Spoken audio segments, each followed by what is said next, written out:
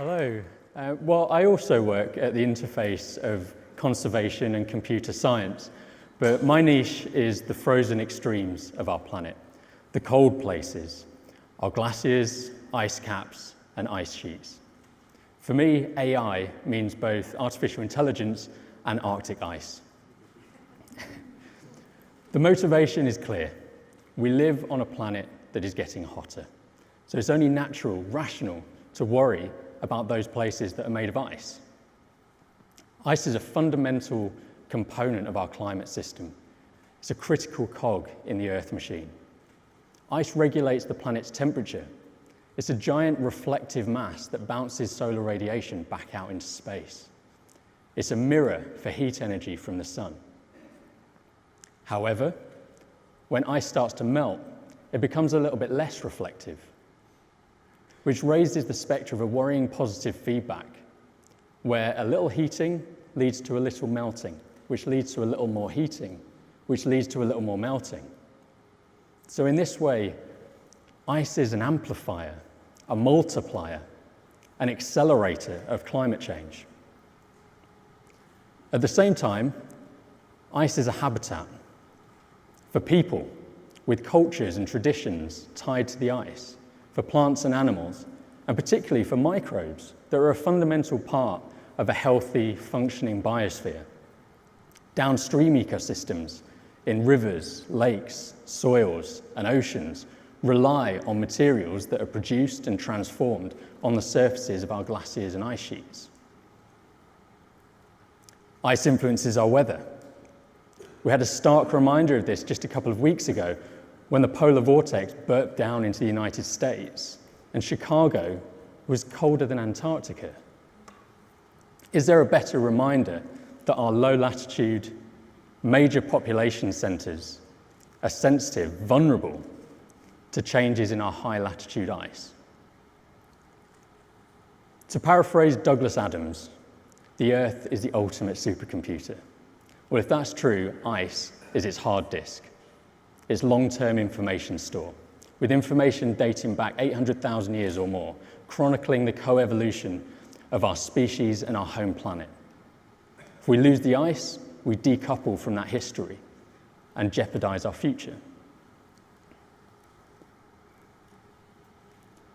For those reasons, and many more, the study and the stewardship of our ice is a critical human endeavor, deserving of the attention of our scientists and the application of our cutting-edge technology and computing power.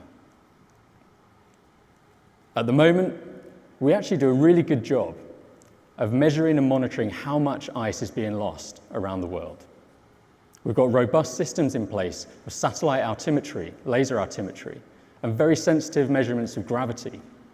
So we know how much ice is being lost. What we don't do so well is attribute that loss to specific processes going on the ice surface. There's no simple linear relationship between temperature rise and the rate that glaciers and ice sheets melt. It's nonlinear. It's accelerated by processes internal to the ice itself. Take this image, for example. This is an area on the Greenland ice sheet, imaged using a drone in bird's eye view. What should immediately jump out at you about this image is that this is not the pristine, homogeneous, uniform surface that you might expect from the Greenland ice sheet. Far from it.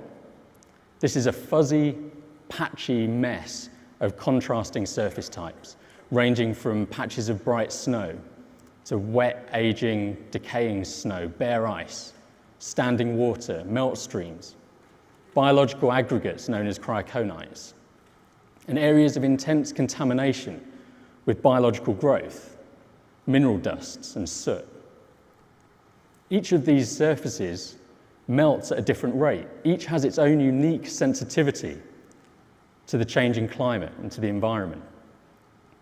If we want to develop a process-level, mechanistic understanding of how glaciers and ice sheets melt, we need to be able to constrain this complexity, and it's not currently resolved by our remote sensing products.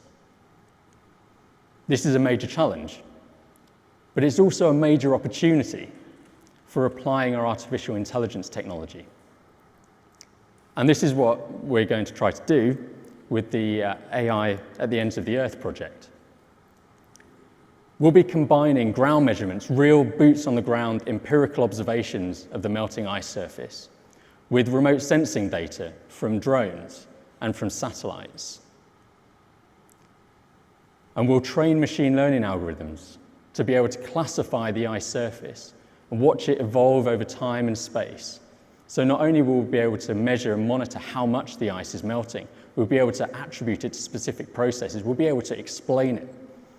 And that will give us a foundation for predicting and projecting ice melt into the future. And in turn, that will lead to better informed management and better informed mitigation of ice-accelerated climate hazards in a warming world. Thank you.